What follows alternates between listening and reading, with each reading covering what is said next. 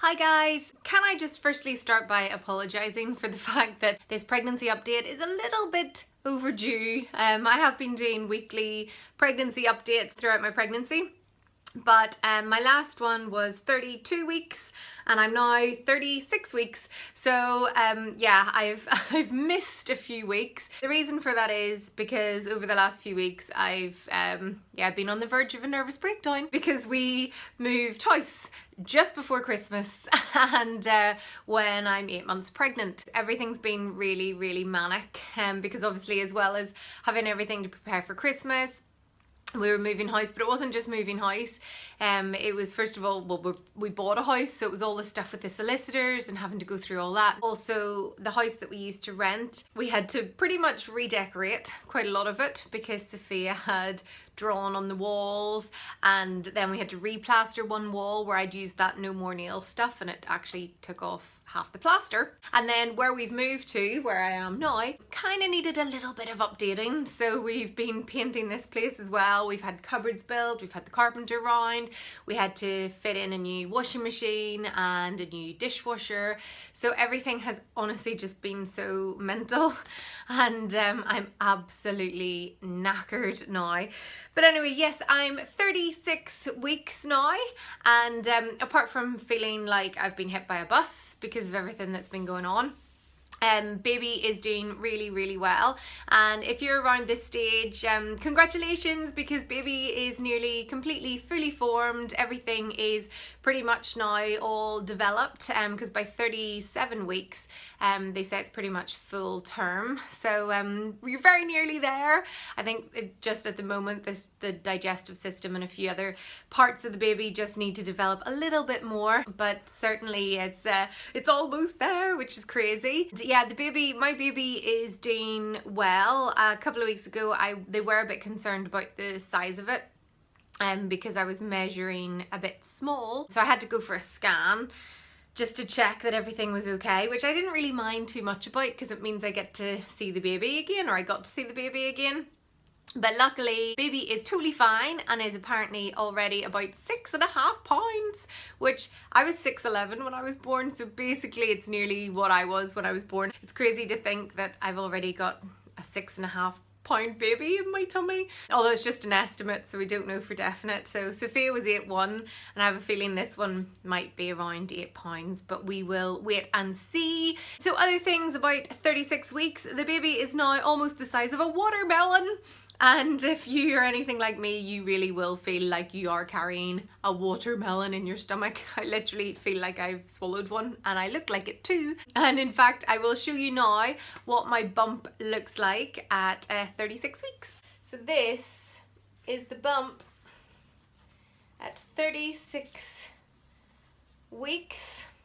So from here you can see, I think she had been, well, she is still high up, but I think she's dropped very slightly now. So you can see it kind of goes down a wee bit more. It was coming out here more before. So that's that side. From the front, my belly button has now, well, it's totally flat. It's kind of gone out a little bit, but it just sort of feels a bit like not really there. And then from the other side, there is the bump. Feeling very solid, very hard, but I'm getting lots of kicks and lots of movement, which is always really nice and reassuring. But she's definitely a wriggler, all right. And it's so funny now whenever you can really feel like the limbs and everything. And I'm trying to work out, I'm like, is that a leg? Is it a foot? Is it an arm? What is poking out of me now? Other things that have been happening over the last few weeks. If you watched my 32-week update, I chatted about the fact that I was going to see like the consultant midwife or the senior midwife to go through my last birth with my daughter Sophia. I'm under consultant care this pregnancy, because during my last birth I hyperstimulated whenever I was induced, which means I kind of had a bit too many contractions, kind of had contraction after contraction after contraction, and it can be dangerous because it means your uterus is kind of working overtime. And then after Sophia was born, I hemorrhaged And unfortunately the cannula in my arm tissued, so the drug they needed to give me to stop the blood, they couldn't get into me because it went into my tissue rather than my vein, and it took quite a while to get an anaesthetist. Anyway, it was all a bit scary, but obviously I'm totally fine, baby's totally fine, that's the important thing, or Sophia is totally fine. But I'm under consultant care now, and they thought it'd be a good idea for me to go over my past birth experience. So I met up with her a couple of weeks ago and went through everything, which is actually a bit weird because seeing it all written in like medical terms doesn't quite match up to sort of how you feel emotionally about it. On paper probably doesn't seem in any way that bad, but in my memory it was a lot worse. And I mean, the midwife was amazing and was really reassuring, but I think just even going over it really affected me, because that night I kind of had a bit of a anxiety attack. I think just thinking about it again and remembering how scared I was at the time. I now know that hemorrhaging is very common and happens a lot, and if it happens to you, I'm sure you'll be scared, but I've been doing a lot of research into it now, and yeah, it is very common, and they're so well trained to deal with it that I'm sure, you know, you will be fine. It's amazing what they can do nowadays, so that is reassuring, but it was just a bit scary going through the whole birth. But I know that this time everything's going to be totally different. And as well as seeing the senior midwife, I have also seen the consultant again, who's amazing, and they're keen to not induce me again because of what happened the last time, so we're trying to avoid induction. I went 16 days overdue the last time. I'm hoping I don't go 16 days this time, but you never know. I probably will go a little bit overdue, but I really am keen to not be induced again. So they're going to start sweeps from 39 weeks, cervical sweeps.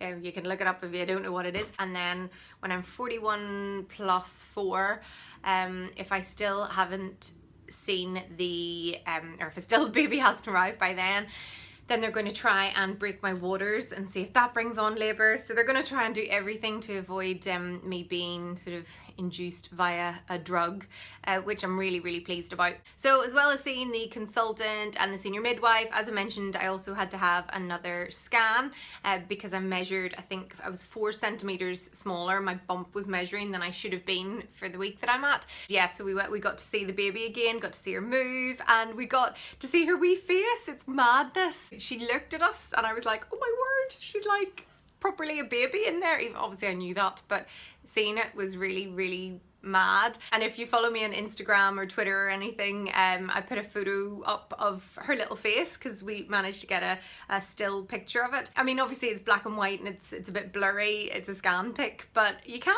see like the eyes and the nose and the wee mouth, which is amazing. If you want, you can check that out on, as I say, my Instagram and Twitter at ChattyMumLauren, if you want to.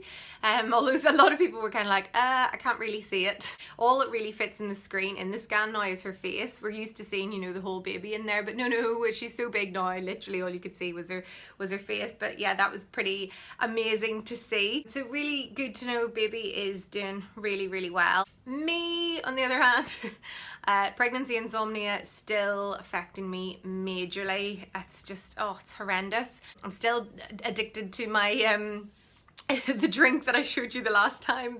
It's called, oh, I can't even remember the name. I've got such baby brain, but basically it's like a medicine that I've been taking to try and help with the acid reflux. So still have that beside my bed whenever I need it. I don't need it every night, but yeah, still having bits of acid reflux. Just find it really hard to get comfortable at night.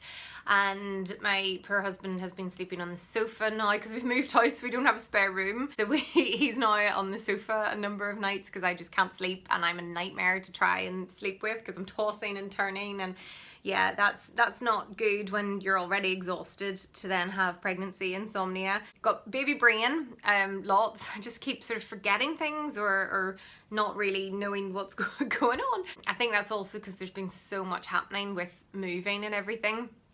I've been having a lot of Braxton Hicks, which in one way is reassuring because I don't remember them from the first pregnancy, so I'm hoping that maybe means my body might know what it's doing this time and might actually do it rather than it all being forced by lots of different drugs like it was the last time. Oh, I have been having really bad headaches as well, only for like the last sort of 5 days or so.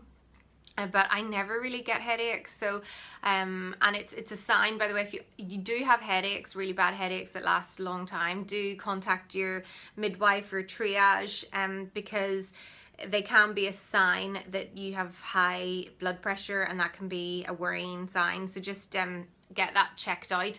Luckily, my mum-in-law is a midwife. I'm really lucky. So she came round to see me the other day when I was really like, I've got a really sore head, and she checked my blood pressure and it is fine. So I don't think it's anything to do with preeclampsia, which it could be a sign of.